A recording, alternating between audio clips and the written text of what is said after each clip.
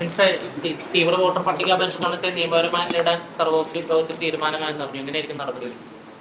അതിന്റെ നിയമവശങ്ങളെല്ലാം പരിശോധിക്കും. എന്തായാലും പ്രധാന രാഷ്ട്രീയ പാർട്ടി, നിയമസഭയിൽ പ്രാതിനിധ്യമുള്ള എല്ലാ പാർട്ടികളും ഒരേ സ്വരത്തിൽ തന്നെ ഈ തീവ്ര വോട്ടർ പട്ടിക പരിഷ്കരണത്തിനെതിരെയുള്ള നിലപാടാണ് സ്വീകരിച്ചിട്ടുള്ളത്. ഗവൺമെന്റിന്റെ സമീപനം മുഖ്യമന്ത്രി വ്യക്തമാക്കിയിട്ടുണ്ട്.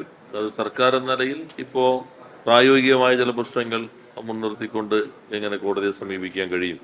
പ്രത്യേകിച്ചും കേരളം നേരത്തെ തന്നെ ഒരു കത്ത് കൊടുത്തിട്ടുണ്ട്. കേരളത്തിലെ തെരഞ്ഞെടുപ്പ് കമ്മീഷനും നേരത്തെ കേന്ദ്ര തെരഞ്ഞെടുപ്പ് കമ്മീഷന് കേരളത്തിൽ ഇപ്പോൾ നടപ്പിലാക്കുന്നതിൻ്റെ അപ്രായോഗികത അവരുടെ ശ്രദ്ധയിൽപ്പെടുത്തിയിട്ടുണ്ട്. എന്നാൽ ചില സംസ്ഥാനങ്ങൾക്ക്, ആസാം പോലുള്ള സംസ്ഥാനങ്ങൾക്ക്, മഹാരാഷ്ട്രയ്ക്കൊക്കെ അത്തരം പരിഗണന കൊടുക്കുമ്പോഴും കേരളത്തിന് ആ പരിഗണന നൽകാൻ തയ്യാറായിട്ടില്ല. അത് തന്നെ പ്രകടമായിട്ടുള്ള ഒരു വിവേചനമാണ്. അപ്പോൾ അത്തരം പ്രശ്നങ്ങൾ സംസ്ഥാന സർക്കാരിന് തന്നെ കോടതിയിൽ ചോദ്യം ചെയ്യാൻ കഴിയും എന്നാണ് ഞങ്ങൾ കണക്കാക്കുന്നത്. അഡ്വക്കേറ്റ് ജനറൽ ഉൾപ്പെടെ നിയമോപദേശം തേടിയിട്ട് ബാക്കി തുടർ നടപടികളിലേക്ക് പോകും. രാഷ്ട്രീയ പാർട്ടി എന്ന നിലയിൽ ഈ പ്രക്രിയ 2002 വോട്ടർ പട്ടിക അടിസ്ഥാനപ്പെടുത്തിയിട്ടുള്ളത് ഇത് തെറ്റായ സമീപനമാണ്. അത് ശരിയല്ല എന്ന നിലപാട് നേരത്തെ തന്നെ സ്വീകരിച്ചിട്ടുണ്ട്. ആ നിലപാട് രാഷ്ട്രീയ പാർട്ടികൾക്ക് കോടതിയിൽ തന്നെ ചോദ്യം ചെയ്യാൻ കഴിയും.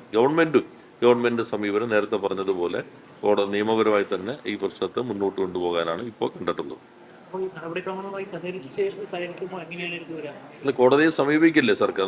ഇപ്പൊ നമ്മൾ പ്രായോഗികമായി തന്നെ ബുദ്ധിമുട്ട് നേരത്തെ അറിയിച്ചിരുന്നു. അതുപോലും കേൾക്കാനായിട്ട് കേന്ദ്ര തെരഞ്ഞെടുപ്പ് കമ്മീഷൻ തയ്യാറായിട്ടില്ല.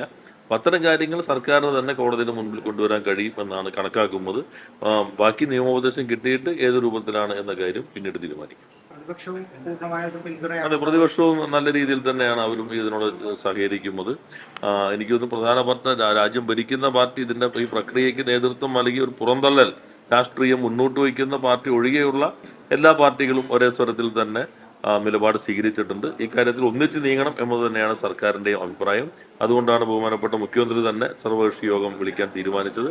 എല്ലാ പാർട്ടികളും ഒരേ സ്വരത്തിൽ, നേരത്തെ പറഞ്ഞ ഒരു പാർട്ടി ഒഴികെയുള്ള എല്ലാ പാർട്ടികളും ഒരേ സ്വരത്തിൽ തന്നെ നിലപാട് സ്വീകരിച്ചിട്ടുണ്ട്. നിയമപരമായി പോകുമ്പോഴും ഓരോ പാർട്ടികൾക്കും അതിനോട് എങ്ങനെ സഹകരിക്കാൻ കഴിയുമെന്നുള്ളതും പരസ്പരം ആലോചിച്ച് തന്നെ മുന്നോട്ട് പോകാൻ കഴിയും.